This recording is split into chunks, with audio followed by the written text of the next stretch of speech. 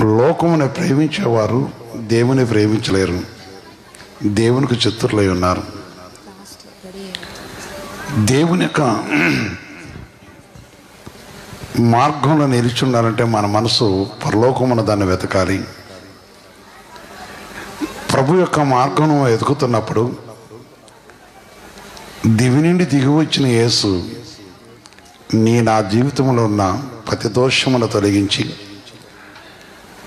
మనము తన పరిశుద్ధమైన నిబంధన యందు బందీలుగా ఉంటూ కొరకు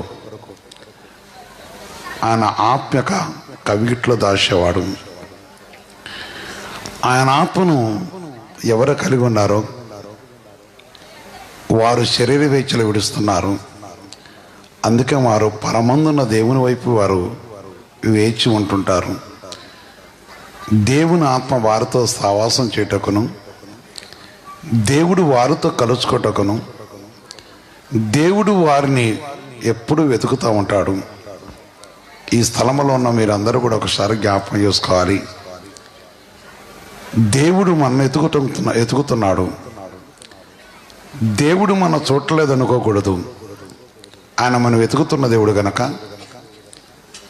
మన మనసు వేధించే లోకానికి దూరంగా ఉండాలి. నిత్యరాజ్యమైన దేవుని యొక్క మహిమను మనం కోరుకోవాలి. దేవునితో నిలిచి అనగా దేవుని ఆత్మ ద్వారా మనము నడిపింపబడుతున్నప్పుడు శరీర సంబంధ సమస్తను తొలగిపోతున్నాయి. అందుకే ఎవరైతే దేవుని ఆత్మతో ఉన్నారో వారు నెమ్మదిను, సమాధానం, శాంతిని క్రీస్తు నామములో కలిగి ఉంటారు. యేసుక్రీస్తు పరిశుద్ధ మహిమ కలుగాక.